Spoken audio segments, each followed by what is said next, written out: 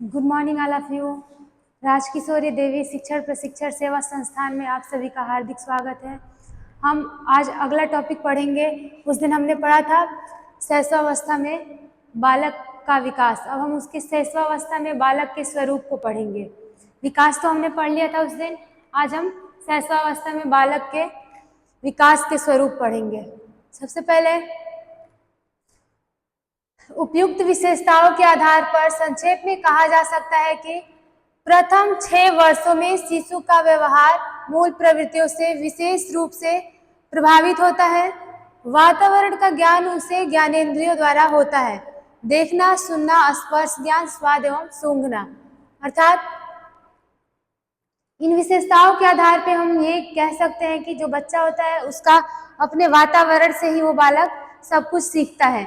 वातावरण के जब वो संपर्क में आता है तो वो अपनी ज्ञानेंद्रियों के माध्यम से जैसे कि क्या क्या सीखता है, वो देखना सीखेगा, सुनना सीखेगा, स्पर्श करना सीखेगा, स्वाद लेना सीखेगा, सूंघना, ये सब कुछ उसे वातावरण से ही प्राप्त होता है और उसमें उसकी मुख्य रूप से भूमिका उसकी ज्ञानेंद्रियां निभाती हैं। अब हम इनके स्वरूप को पढ़ते हैं आगे।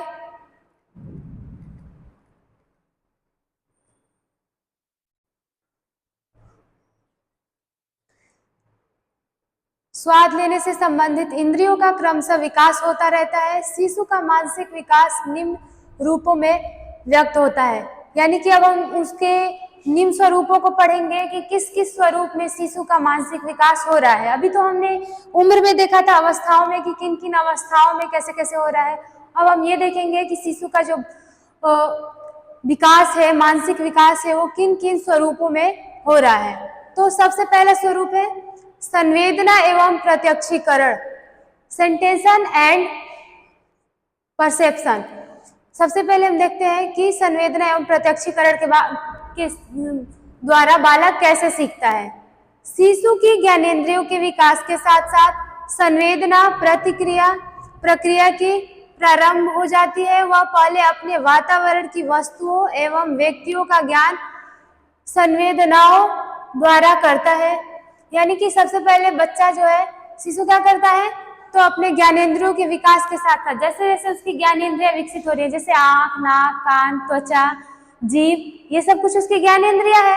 तो उन ज्ञानेंद्रियों का जैसे जैसे विकास हो रहा है, बच्चा उन ज्ञानेंद्रियों की मदद से कुछ ना कुछ सीख रहा है। जैसे आंख से वो देखना सीख रहा है, नाक से सूंघना सीख रहा है, स्किन से महसूस कर रहा है और जीभ से स्वाद लेना और नाक से सूंघना जैसे जैसे सीख रहा है वो अपनी ज्ञानेंद्रियों से। और कहाँ सीख रहा है, तो अपने वातावरण में, अपने आसपास मौजूद वातावरण में वो सब कुछ सीख रहा है। वह पहले अपने वातावरण की वस्तु एवं व्यक्तियों का ज्ञान संवेदनाओं द्वारा करता है। संवेदना के बार बार होने से उसके साथ निरीक्षण एवं अनुभव संबंधित हो जाते हैं। तदनुकूल शिशु में प्रत्यक्ष ज्ञान अर्थात संवेदना में अर्थ का विकास हो जाता है। यानी कि हम बोल सकते हैं कि जो संवेदना है वो हमारे निरीक्षण के द्वारा, अनुभव के द्वारा प्रभावित होता है और शिशु क्या करता है, उससे प्रत्यक्ष रूप से सीख सकता है, अपने संवेदनाओं के द्वारा सीखता है बच्चा।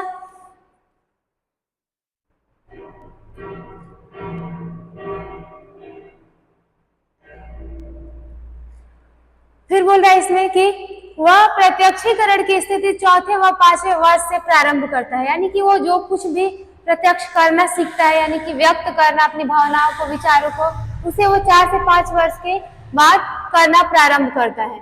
अब इसमें दूसरा टॉपिक है कि ध्यान एवं रुचि, यानी कि बच्चा कब वस्तु को सीखने में, करने में रुचि लेना प्रारंभ कब करता है, कब ध्यान देना शुरू करता है कि क्या है, कैसे है, क्यों है, ये सब कुछ के बारे में। तो ध्यान और रुचि, तो शिशु जैसे जैसे बड़ा हो जाता है वैसे वैसे वह कुछ वस्तुओं व लोगों पर ध्यान केंद्रित करने लगता है।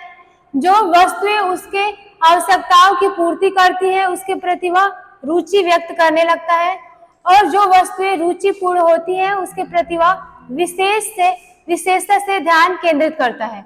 यानी कि जो बच्चा है उसे जो पसंद आता है, जो उसको करना अच्छा लगता है, उसमें क्या करने लगता है, वो रुचि लेना प्रारंभ कर देता है। अगला है स्मृति।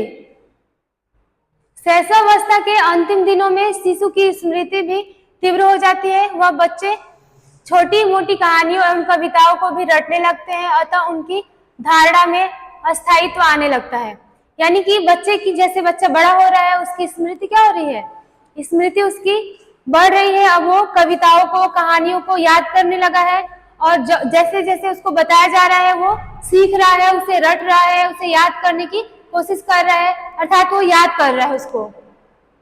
अगला है प्रतिमा एवं कल्पना, इमेज एंड इमेजिनेशन। जब शिशु 2 वर्ष का हो जाता है तो उसके मस्तिष्क में वस्तुओं एवं लोगों की अस्थायी प्रतिमाएं बनने लगती हैं। धीरे धीरे वह कई प्रतिमाओं को संयुक्त कर कल्पना भी करने लगता है। यानी कि बच्चा अब जैसे जैसे बड़ा हो रहा है, शिशु जैसे जैसे बड़ा हो रहा है, वो 2 वर्ष से अधिक का हो गया, तो वो क्या करने लगेगा, उसके मन में वस्तु की क्या होने लगेगी, प्रतिमा बनने लगेगी, इमेज बनने लगेगी। यानी कि वो जो कुछ भी देखेगा उसको वो याद करेगा, और याद करने के बाद जब भी उसका नाम लिया जाएगा या उसके सामने आएगा वो, तो उसके मन में कहीं ना कहीं उसकी प्रतिमा, इमेज बनने लगेगी, जिससे बच्चा नाम से ही समझ सकता है कि हाँ किस चीज के बारे में बात हो रही है। अगर वो उसे जानता है, समझता है, उसने देख रखा है उसे, तब उसके मस्तिष्क में क्या होने लगता है, एक अस्थायी प्रतिमा बनने लगता है। जैसे कुत्ते को, बिल्ली को या फिर किसी भी चीज को देखता है, उसके बारे में जानता है, तो जब उसका नाम लिया जाएगा तो उसके मन में एक इमेज आने लगेगा कि हाँ वो कैसा दिखता है। फिर धीरे धीरे वो कई प्रतिमाओं को संयुक्त कर कल्पना भी करने लगता है। वस्तुतः शिशु का जीवन कल्पना से परिपूर्ण होता है, जिसके कारण वह सत्य एवं असत्य में अंतर नहीं कर पाता। यानी कि बच्चा जैसे जैसे बड़ा हो रहा है, धीरे धीरे वो क्या करने लगता है, उसके बारे में सोचना शुरू करता है। पहले तो सिर्फ उसके मस्तिष्क में इमेज बन रहा था ना, प्रतिमा बन रहा है, लेकिन अब क्या करता है वो, अब उस इमेज के बारे में वो सोचना, उस वस्तु के बारे में सोचना प्रारंभ कर रहा है, कल्पना करना प्रारंभ कर रहा है। तो वस्तुतः शिशु के जीवन में कल्पना से परिपूर्ण होता है, जिसके कारण वह सत्य एवं असत्य में अंतर नहीं कर पाता। यानी कि वो किस दुनिया में है, अभी कल्पना की दुनिया में, सोचने की दुनिया में है, इसलिए वो उसे पता नहीं रहता क्या सत्य है क्या असत्य है। थॉर्नडाइक जो हमारे मनोवैज्ञानिक है, उन्होंने क्या कहा है, उनके अनुसार 3 से 6 वर्ष तक के बच्चे अर्ध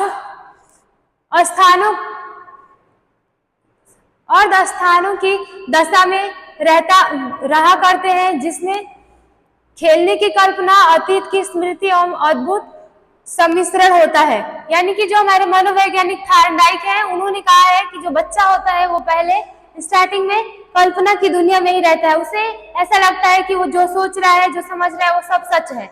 उसे झूठ के बारे में कुछ नहीं पता, बच्चा झूठ बोलना नहीं जानता है।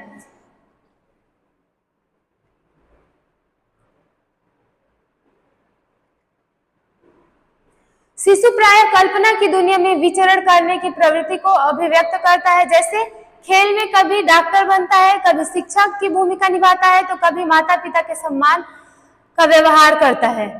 यानी कि बच्चा क्या करता है, कल्पना करता है, सोचता है कि जैसे कि वो डॉक्टर अगर खेलेगा तो क्या करेगा, वो वास्तव में तो डॉक्टर है नहीं, उसने तो कुछ पढ़ाई वगैरह किया नहीं है डॉक्टर के बारे में, दवा के बारे में भी ज्यादा उसको नहीं पता, लेकिन फिर भी वो क्या करेगा, कल्पना करना सीखेगा, सोचेगा कि हाँ मैं डॉक्टर हूँ, ऐसे इंजेक्शन लगाया जाता है तो मैं इंजेक्शन लगाऊंगा, दवा दूंगा।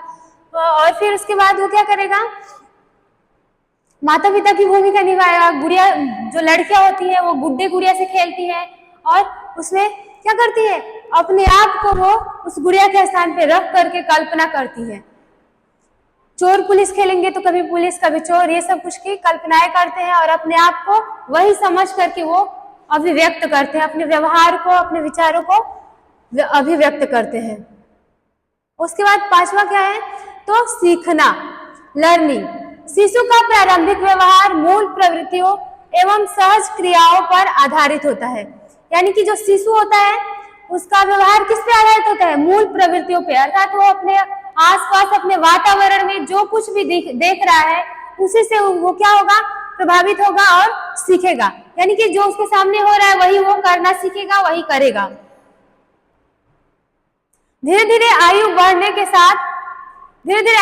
साथ साथ वह वातावरण की अनेक वस्तुओं, पदार्थों एवं व्यक्तियों के संपर्क में आकर उनके प्रति अज्ञात रूप में ही क्रिया प्रतिक्रिया करता है। जिसके परिणाम स्वरूप उसे कुछ अनुभव प्राप्त होता है और इन्हीं अनुभवों के आधार पर वह कुछ निष्कर्षों पर पहुंचता है। यानी कि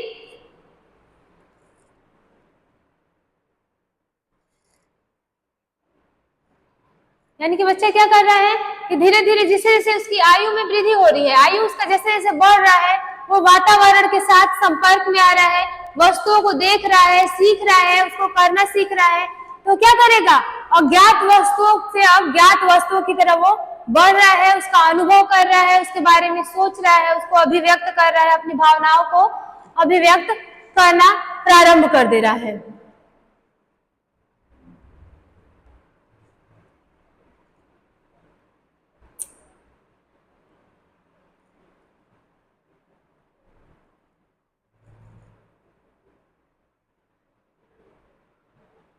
अब आगे, वस्तुतः शैशवावस्था का सीखना अंतर्दृष्टि व तर्क पर आधारित न होकर अनुकरण तथा निरीक्षण पर आधारित होने के साथ साथ आकस्मिक भी होता है। यानी कि जो बच्चा है वो ज्यादातर तर्क नहीं करता शैशवावस्था में, लेकिन हाँ वो क्या करता है, तो जो भी वस्तु को देखता है उसे सीखने का, अनुकरण करने का उसके अंदर ज्यादातर इच्छा जागृत होती है। यानी कि वो जो देखेगा उसे बहुत जल्दी सीखेगा और उसकी नकल भी करेगा, अनुकरण करेगा। यानी कि उसके सामने जो कुछ भी हो रहा है वैसा ही वो करने की पूरी पूरी कोशिश करेगा। आगे है अनुकरण, इमिटेशन। शैशवावस्था में शिशु में अनुकरण की सामान्य प्रवृत्ति बहुत ही बलवती होती है।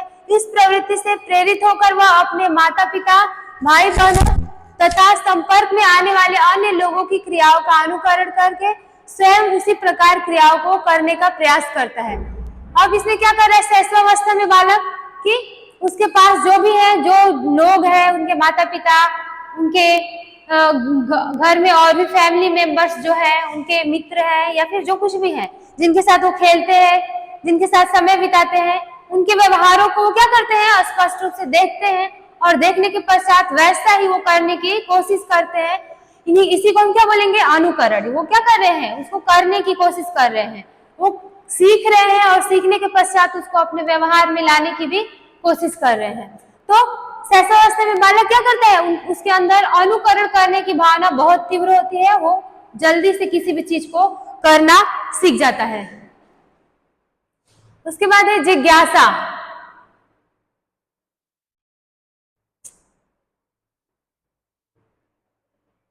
जिज्ञासा तो शैशवावस्था में शिशु जिज्ञासा प्रवृत्ति से प्रेरित होकर प्रत्येक वस्तु के विषय में क्या, कैसे तथा क्यों के प्रश्न करने लगता है। यानी कि शैशवावस्था में बालक कैसा होता है, बहुत ज्यादा जिज्ञासु, किसी भी चीज को जानने की इच्छा रखने वाला जिज्ञासु होता है। वो अपने माता पिता से, अपने भाई बहन से, फैमिली मेंबर में किसी से भी जो कुछ भी वो सीख रहा है, कर रहा है, देख रहा है, उसके बारे में वो क्या, कैसे, क्यों, ये सब कुछ जानने की कोशिश करेगा। आखिर ये हुआ कैसे है, क्यों हुआ है, ये सब कुछ के बारे में वो जानने की पूरी कोशिश करता है। माता पिता तथा भाई बहनों से इन प्रश्नों के वो उत्तर प्राप्त करता है, उसके आधार पर वो अपने ज्ञान का वर्धन करता है। यानी कि वो अपने माता पिता से, भाई बहन से क्या करता है, उसे पूछता है कि कैसे हुआ है, क्यों हुआ है, इसका क्या कारण है, ये सब कुछ वो पूछेगा। और जब उसे पता चलेगा तो उसे क्या करेगा, अपने ज्ञान में उसको और भी वो बढ़ाएगा और सीखेगा उससे। उसके बाद है बौद्धिक विकास। तो सबसे ज्यादा बालक का बौद्धिक विकास शैशवावस्था में ही होता है, क्योंकि बालक उस समय जिज्ञासु होता है, नन्हा वैज्ञानिक होता है, उसके अंदर जानने की ज्यादा इच्छाएं होती हैं, सीखने की इच्छाएं अधिक होती है। तो इसलिए वो कैसी प्रवृत्ति का होता है, तो जिज्ञासु। और उसके अलावा उसका बौद्धिक विकास, इंटेलिजेंसी डेवलपमेंट जो होता है वो तीव्र गति से होता है। वो किसी भी चीज को याद करता है जल्दी से, उसके बारे में कल्पना करता है, उसमें रुचि लेता है, उसको अनुकरण करके अभिव्यक्त करता है। तो उसकी बौद्धिक विकास भी तेज गति से होती है।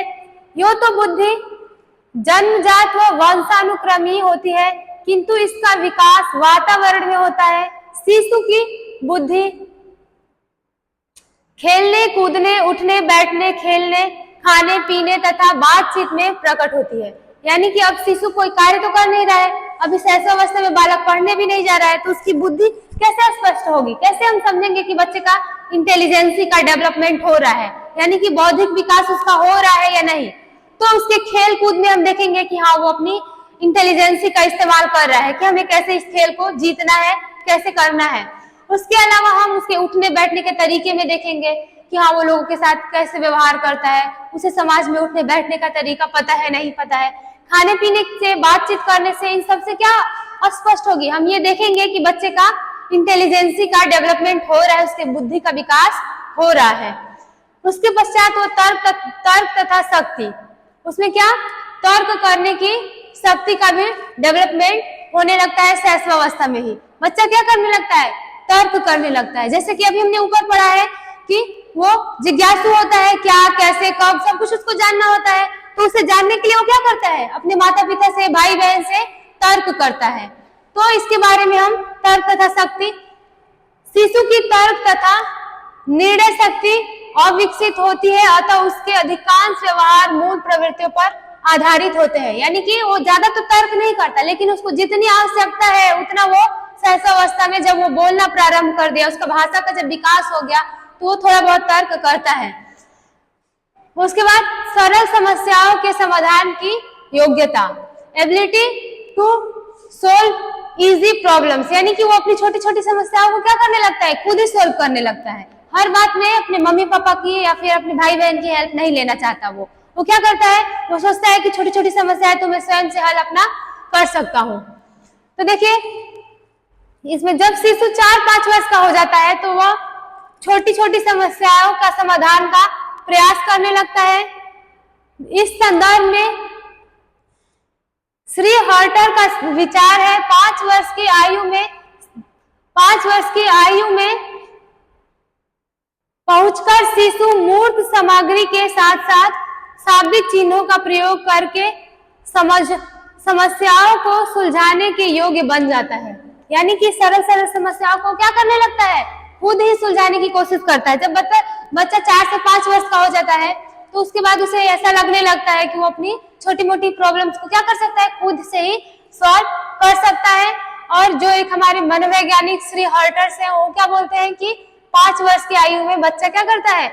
मूर्त चीजों से के साथ साथ शाब्दिक चिन्हों का भी वो प्रयोग करने लगता है और अपनी समस्याओं को सुलझाने के योग्य हो जाता है। लेकिन बहुत बड़ी समस्याएं नहीं, छोटी छोटी जिसको वो सुलझा सकता है, सिर्फ उनको ही।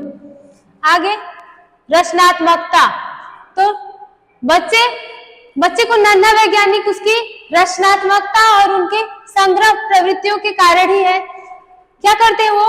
तोड़ना, फोड़ना, फिर बनाना, ये सब कुछ के बारे में ज्यादा जिज्ञासु होते हैं ना बच्चे, तो इसलिए रचनात्मक एवं संग्रह प्रवृत्ति उनमें क्या होती है? तीव्र होती है।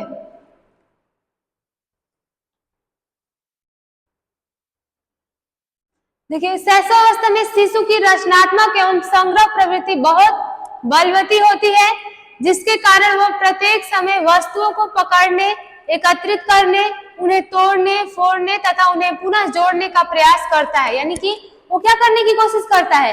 अगर उसे कोई वस्तु दे दी जाए, कोई खिलौना ही अगर दे दिया जाए, क्योंकि शैशवावस्था में बच्चे ज्यादातर तो खिलौनों को पसंद करते हैं, अगर उन्हें कोई खिलौना दे दिया जाए तो क्या करते हैं? उनसे खेलेंगे कम और उसको तोड़ फोड़ के वो ज्यादा देखेंगे।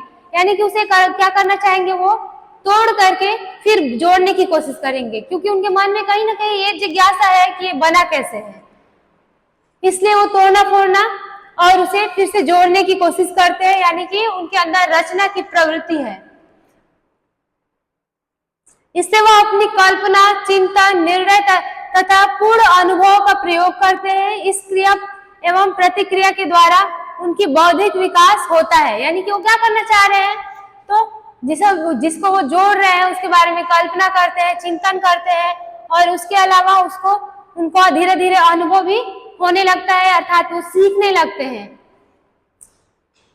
तो इसलिए हम कह सकते हैं कि उनके अंदर शैशवावस्था में बालकों के अंदर रचना एवं संग्रह प्रवृत्ति क्या होती है? तीव्र होती है।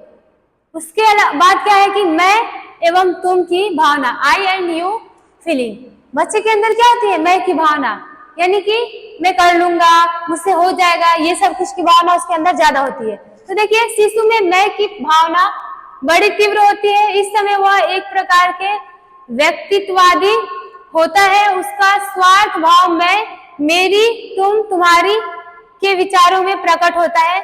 उसकी बात पूर्ण न होने पर वह जिद व हठ करने लगता है। यानी कि शैशवावस्था में बालक कैसा होता है, जिद्दी प्रवृत्ति का भी होता है, उसके अंदर अहम केंद्रिता होती है। यानी कि उसे लगता है कि हाँ वो जो कर रहा है वो सब ठीक है, और उसे जो पसंद है वो दूसरों को भी, सामने वाला को भी वही पसंद होगा।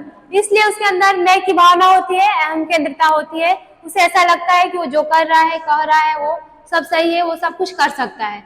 उसके अंदर ये फीलिंग आ जाती है। और कभी कभी किसी लोगों में देखेंगे आप लोग कि वो बड़े होने के बाद भी उनके अंदर वो फीलिंग रह ही जाती है। उनको सब कुछ लगता है कि हाँ जो कुछ भी हूँ मैं ही हूँ, मेरे से सब कुछ हो जाएगा, सामने वाला कुछ नहीं मेरे आगे। तो ये शैशवावस्था का गुण है, ना कि किशोरावस्था प्रौढ़ावस्था का। अगला है भाषा का प्रयोग। बच्चा जैसे जैसे बड़ा होता है, उसकी आयु बढ़ती है, तो वो क्या करने लगता है, भाषाओं का प्रयोग। क्योंकि उसके आसपास जो भी लोग मौजूद है, उनके मम्मी पापा भाई बहन, परिवार के जो भी फैमिली मेंबर्स है, वो सब लोग किसी न किसी भाषा का तो प्रयोग करते होंगे। तो उस भाषा को देख करके बच्चे में भी क्या होगी, उस भाषा को बोलने की और उसके प्रति रुचि उसके अंदर अभिव्यक्त होगी। तो उसके लिए वो क्या करने लगेगा, भाषा का वो भी प्रयोग करने लगेगा, यानी कि यूज ऑफ लैंग्वेज। शिशु के मानसिक विकास में उसका भाषा विकास बहुत अधिक सहायक होता है। यानी कि वो क्या करता है, जैसे जैसे बालक का मानसिक विकास हो रहा है, तो उसमें भाषा विकास का भी बहुत ज्यादा इंपॉर्टेंस होता है। क्योंकि उसका मानसिक अगर विकास हो जाए लेकिन उसके पास भाषा विकास ना हो, भाषा का विकास ना हो, तो अपनी भावनाओं को कैसे अभिव्यक्त करेगा। हम अपनी भावनाओं को बोल करके अभिव्यक्त करते हैं, तो वैसे ही बालक का भी मानसिक विकास भाषा के विकास पर ही क्या करता है, निर्भर करता है। इसलिए भाषा का विकास, भाषा का प्रयोग भी बालक में अच्छी तरह से होना चाहिए। भाषा के द्वारा वह अपनी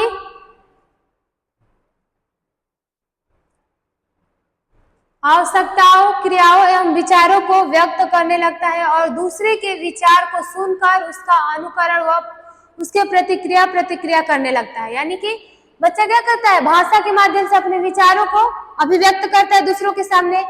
जो भी उसको बोलना हो, जो भी उसको कहना हो, कुछ मांगना हो, ये सब कुछ के लिए वो क्या, किस चीज का प्रयोग करता है, भाषा का। जैसे हम लोग अपनी भाषा का प्रयोग करते हैं अपनी भावनाओं को अभिव्यक्त करने के लिए, वैसे ही एक छोटा बच्चा जो शैशवावस्था में है, जो बोलना प्रारंभ कर दिया है, वो भी क्या करेगा, भाषा का प्रयोग करेगा और अपने विचारों को अभिव्यक्त करने की पूरी कोशिश करेगा। दूसरे के विचारों को सुनेगा और फिर उसको क्या करेगा, उसके प्रति प्रतिक्रिया करेगा। हम अगर कुछ बोल रहे हैं कि बाबू खाना खा लो, या फिर खेलने जाओ, चलो खेलते हैं, कुछ भी कहेंगे, तो क्या करेगा, हाँ मम्मी ठीक है खाना खाता हूँ, या फिर कुछ भी, जो कुछ भी उसके मन में होगा उसे वो भी क्या करेगा, अपनी भाषा के माध्यम से अभिव्यक्त करने की कोशिश करेगा। अगला है वैयक्तिक विभिन्नता।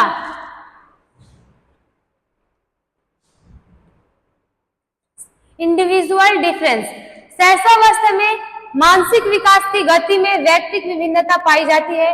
इस संदर्भ में गैरिसन का विचार है, अलग अलग व्यक्तियों की मानसिक वृद्धि की गति में बहुत अंतर होता है। यानी कि जो गैरिसन मनोवैज्ञानिक है, उन्होंने क्या कहा है कि शैशवावस्था में जो बच्चे हैं उनकी मनोवृत्तियां है, मानसिक विकास अलग अलग अवस्था है, अलग अलग तरह से होता है, किसी का अधिक किसी का स्लो। पीछे हमने जब पढ़ा था बालक के मानसिक विकास की अवस्थाओं में, शैशवावस्था में किस महीने कितने बच्चा सीखता है, तो उसमें हमने ये पढ़ा था कि बालक क्या करता है, बालक का में जो दो बालक होते हैं उनमें अंतर पाया जाता है, वो सीखने में उनमें अंतर होता है। यानी कि सारे बच्चे जो है एक समान नहीं सीख सकते, कोई तीव्र गति से, कोई धीमी गति से, कोई बहुत तीव्र गति से सीखता है। तो शैशवावस्था में क्या होता है, उनमें विभिन्नताएं देखने के लिए मिलती हैं।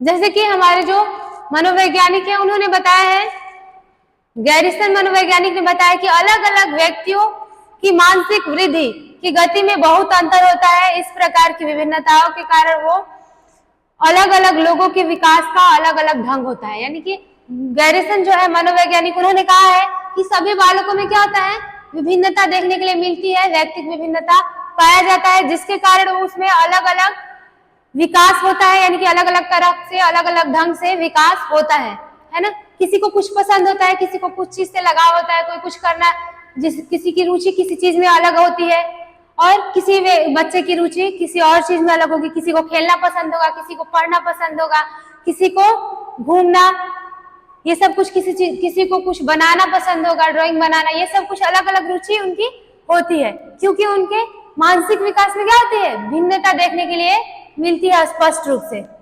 उसके बाद अलग अलग प्रकार के परिवेश, यानी कि सारे बच्चे एक ही परिवेश में तो पलते बढ़ते नहीं है, सबके घर का वातावरण अलग है, सबके पेरेंट्स के जो सोच है, विचार है, वो अलग अलग है, इसलिए उनमें क्या होता है, तो अलग अलग प्रकार से उनके परिवेश मिलते हैं, इसलिए उनके मानसिक विकास अलग अलग रूप से विकसित होता है। अगला है मनोवैज्ञानिक एवं सामाजिक शक्तियां, यानी कि मनोवैज्ञानिक और सामाजिक शक्तियों का भी विकास उनमें अलग तरह से होता है, यानी कि मस्तिष्क का विकास और समाज में रहने, उठने, बोलने, ये सब का ढंग, क्योंकि हमारे समाज में जरूरी तो नहीं कि सभी लोग एक समान व्यवहार करते हो, हमारे समाज में कुछ अच्छे लोग हैं, कुछ बुरे लोग हैं, तो उन सबका प्रभाव बच्चे के मस्तिष्क पे पड़ेगा, यानी कि बच्चा उन सबसे कुछ ना कुछ सीखेगा। अगला है बुद्धि का मूल्यांकन करने के लिए प्रयुक्त परीक्षाओं का प्रयोग। क्या होता है, बच्चों के बुद्धि का मूल्यांकन करना हो कि किस बच्चे ने कितना सीखा है, वो कितना जानता है, तो इसके लिए वो क्या करना होगा, तो उनकी बुद्धि का मूल्यांकन करना होता है।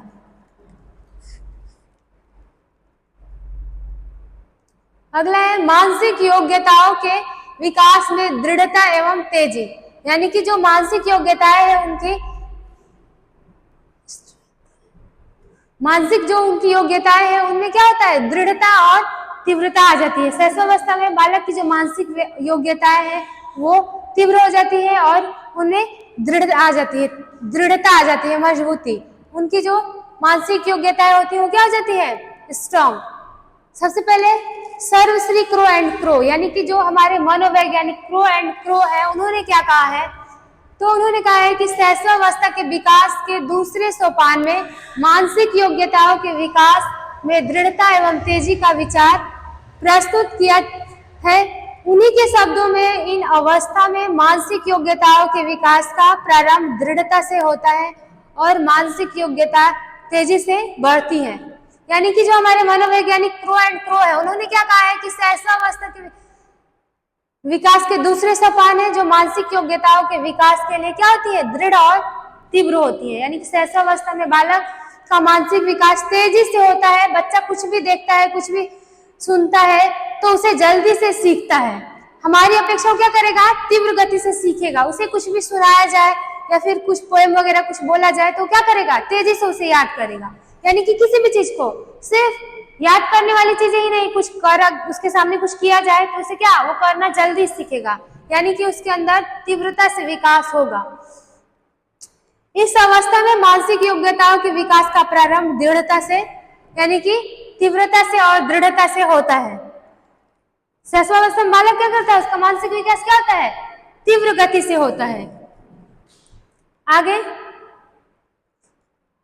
आज हमने ये शैशवावस्था के सारे क्या थे, स्वरूप थे, यानी कि शैशवावस्था में जो बालक का मानसिक विकास हो रहा है किस किस स्वरूप में हो रहा है, वो कल्पना करना सीख रहा है, तर्क करना सीख रहा है, वो प्रतिमाओं को अपने मस्तिष्क में स्थापित करना सीख रहा है। यानी कि किसी चीज को जब वो सुन रहा है, पहले देख चुका है, सुन रहा है तो उसके मन में कहीं ना कहीं इमेज बन रहा है, उसके बारे में सीख रहा है और वो जिज्ञासु प्रवृत्ति का हो रहा है। ये सब कुछ क्या है, तो बालक के शैशवावस्था का स्वरूप है। अब ये जो टॉपिक हमने पढ़ा है उसके बारे में मैं कुछ ऑप्शनल टाइप क्वेश्चन लेकर आई हूं, तो उसको हम देखते हैं। सबसे पहला क्वेश्चन है, क्या है कि मानसिक विकास के कितने स्वरूप है। तो वैसे तो मानसिक विकास के बहुत सारे स्वरूप है, लेकिन मुख्य रूप से कितने स्वरूप है, तो मानसिक विकास के मुख्य रूप से स्वरूप 7 है। ठीक है, तो इसका सही आंसर क्या होगा, ऑप्शन नंबर डी, मानसिक विकास के 7 मुख्य स्वरूप होते हैं। अगला क्वेश्चन है, भावनात्मक विकास में कौन सी क्षमता विकसित होता है, यानी कि भावनात्मक विकास में बालक में कौन सी क्षमता का विकास होता है। तो ऑप्शन ए है सोच और समझ, दूसरा है भावना और अभिव्यक्ति, तीसरा है सामाजिक कौशल, चौथा है रचनात्मकता।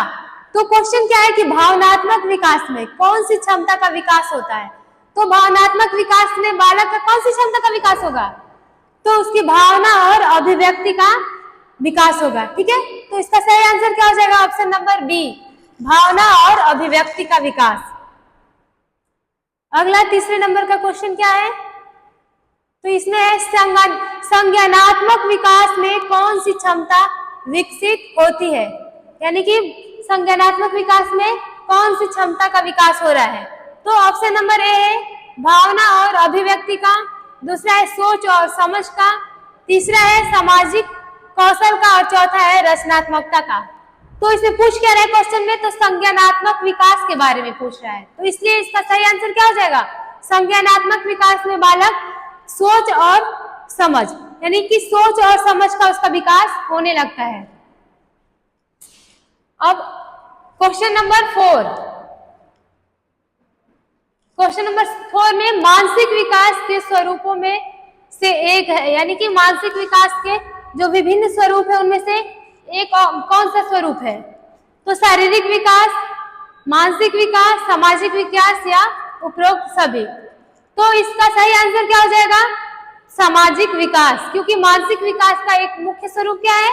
सामाजिक विकास, यानी कि बच्चा समाज के माध्यम से सीख रहा है ना, समाज में क्या हो रहा है, लोग कैसा व्यवहार कर रहे हैं, कौन सी भाषा का प्रयोग कर रहे हैं, इन सब को बालक सीख रहा है, तो उसमें सामाजिकता का विकास भी हो रहा है। इसलिए इस क्वेश्चन का सही आंसर क्या होगा? सामाजिक विकास। अगला क्वेश्चन क्या है? आत्मसम्मान विकास में कौन सी क्षमता विकसित होती है? इसका पहला ऑप्शन क्या है? आत्मविश्वास, दूसरा है आत्ममूल्य, तीसरा है सामाजिक कौशल और चौथा है रचनात्मकता। तो क्वेश्चन है कि आत्मसम्मान विकास में कौन सी क्षमता विकसित होती है? तो कौन सी क्षमता का विकास होगा? आत्मविश्वास का ना, क्योंकि आत्मसम्मान का विकास बोल रहा है तो उसमें बालक का आत्मविश्वास का विकास होगा। तो इसका सही आंसर हो जाएगा ए ऑप्शन, आत्मविश्वास।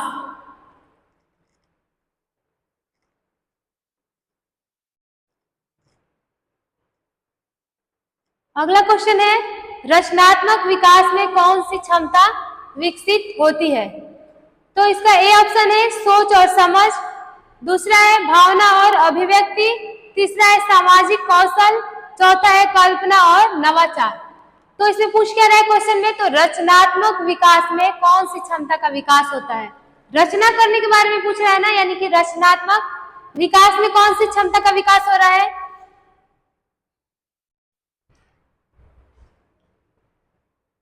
कल्पना और नवाचार का। बच्चा क्या करना सीख रहा है? रचना के साथ साथ कल्पना कर रहा है अपनी भावनाओं का और कुछ नया सीख रहा है, इसलिए रचनात्मकता में कल्पना और नवाचार।